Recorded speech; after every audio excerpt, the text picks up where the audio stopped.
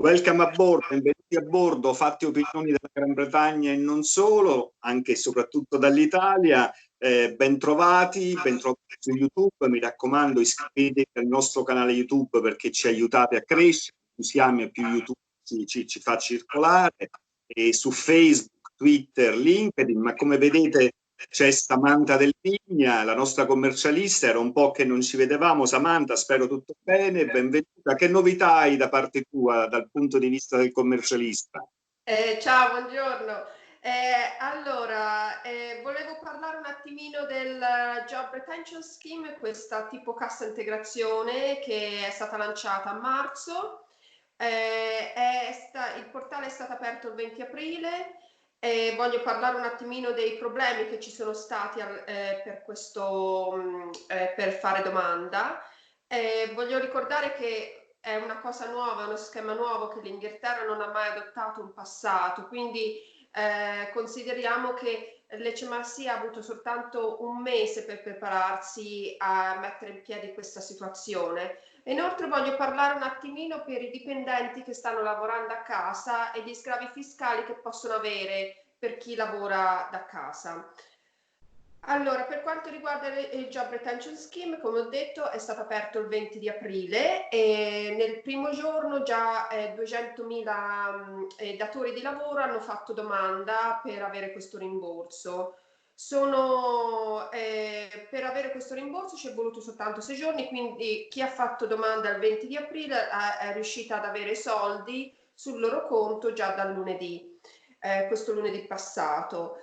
Devo dire la verità, non c'è stato problemi, la maggior parte dei miei clienti hanno tutti avuto i soldi. Per chi non ha ancora ricevuto i soldi, invito alle persone a contattare quelli il helpline del Covid-19, che voglio ricordare ci sono 5.000 operatori al momento che a disposizione dalle 8 del mattino fino alle 10 di sera, quindi sono abbastanza attrezzati.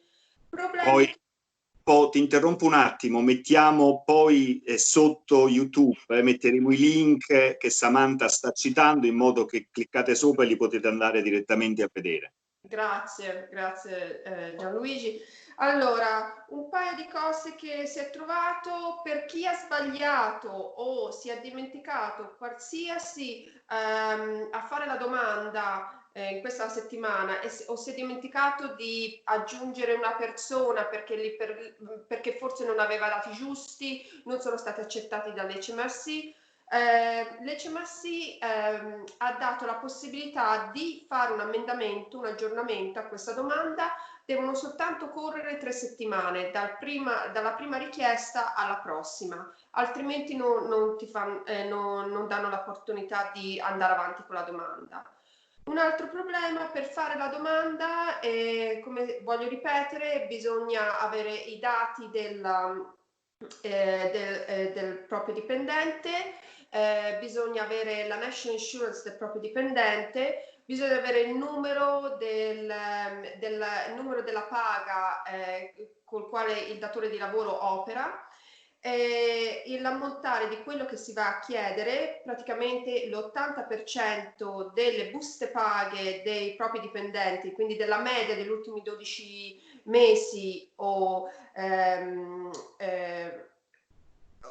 inclusi bonus, incluse commissioni.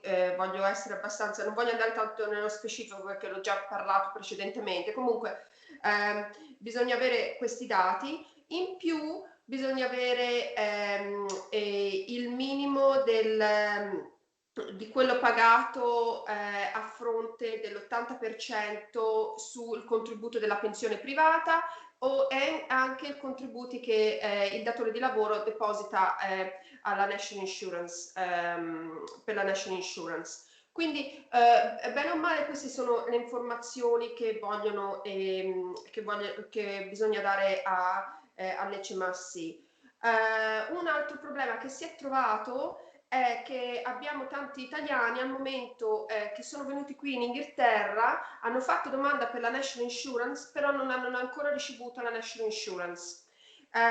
Purtroppo queste persone che sono già state messe in cassa integrazione dai datori di lavoro, si è scoperto che non sono coperti da questa domanda, quindi al momento rimangono fuori da questo schema. Sto combattendo, si è contattato più di una volta l'HMRC per vedere come fare fronte a questo, e l'HMRC per il momento non riesce a darci una risposta. Quello che ci dicono è di fare domanda per tutti i dipendenti che rientrano nello schema. Poi, una volta che il proprio dipendente riceverà la sua National Insurance Number, allora il datore di lavoro potrà chiedere questi soldi del proprio dipendente. Insomma, in questo motivo mi sento che il datore di lavoro è stato lasciato in un momento di un gap, c'è un gap in questo momento, che il datore di lavoro deve fare fronte a dei soldi che non può nemmeno al momento richiedere soldi indietro.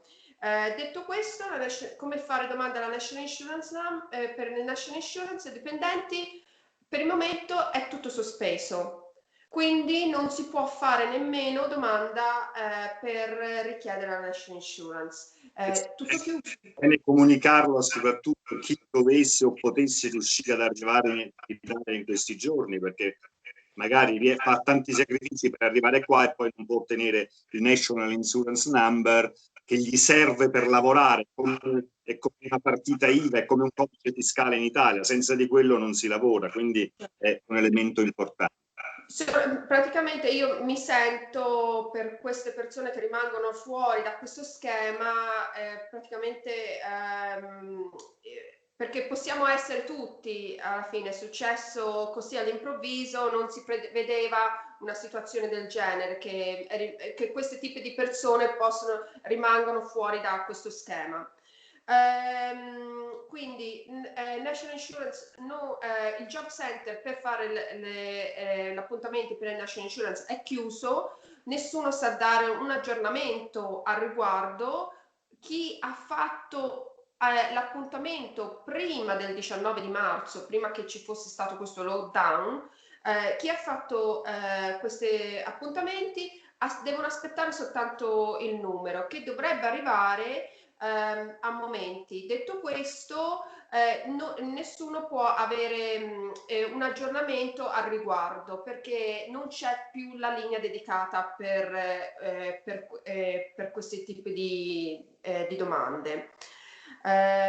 Quindi mi dispiace, si sta lavorando, l'HMRC sta cercando di trovare una soluzione, però per il momento questo è un problema che è rimasto da risolvere. Un'altra cosa che voglio ricordare, all'inizio, quando è stato lanciato il Job Retention Scheme, è stato lanciato fino al 31 di maggio, è stato dilazionato fino al 30 di giugno, quindi i datori di lavoro, se devono tenere persone in cassa integrazione fino a giugno, possono farlo. Voglio parlare un attimino della situazione per chi lavora a casa, i dipendenti che lavorano a casa, che scavi fiscali hanno, possono richiedere i costi dell'uso della casa, cioè elettricità, gas, acqua. Se vedono un aumento di questi costi, possono richiedere indietro dall'HMRC, possono scaricare praticamente questi costi, l'aumento di questi costi, proporzione dell'aumento. Mettiamo che non c'è un aumento o una persona non riesce a identificare questo aumento, allora l'HMRC ha abbonato 6 sterline alla settimana che il dipendente può richiedere indietro. Come fanno a avere la richiesta? C'è praticamente una domanda da compilare, si può fare online o tramite posta, ovviamente tra un anno. Questa domanda si chiama P87, da fare domanda. Diciamo che è un piccolo contributo per chi lavora e ha dei costi da affrontare.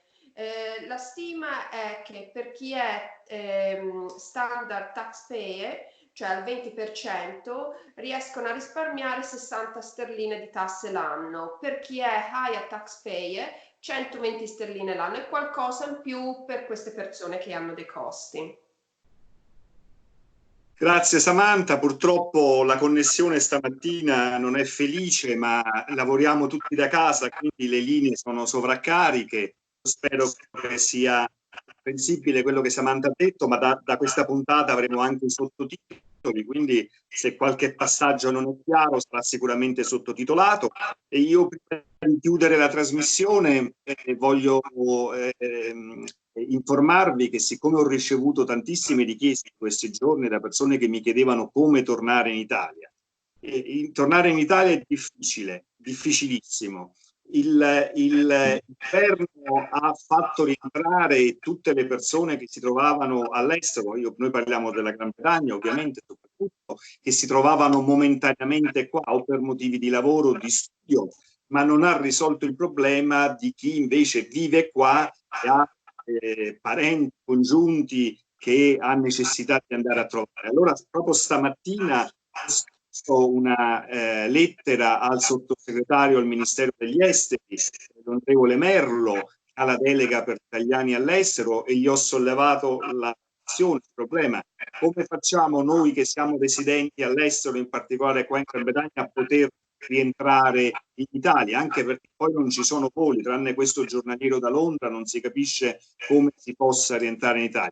Speriamo che ci risponda, in modo tale che vi informerò su questo argomento che so sta interessando tantissimi di voi, di noi. Noi tutti abbiamo parenti e parenti stretti in Italia, e a volte sono anche soli e non dovremmo andarli ad abbracciare. Spero di potervi informare quanto prima. Ci vediamo venerdì, ci sarà un'altra puntata molto interessante, non perdetela, perché ci sarà una psicologa, per alcuni di voi sarà anche una sorpresa, persone a me molto vicine, e parleremo soprattutto dei problemi dei bambini che sono stati costretti a stare in casa da soli per lungo tempo, e dare dei consigli su come affrontare e come aiutare i bambini ad uscire da questa situazione. Samantha, un abbraccio a te, noi ci vediamo presto, e un salutone a tutti i nostri spettatori. Ciao, un abbraccio. Ciao, ciao.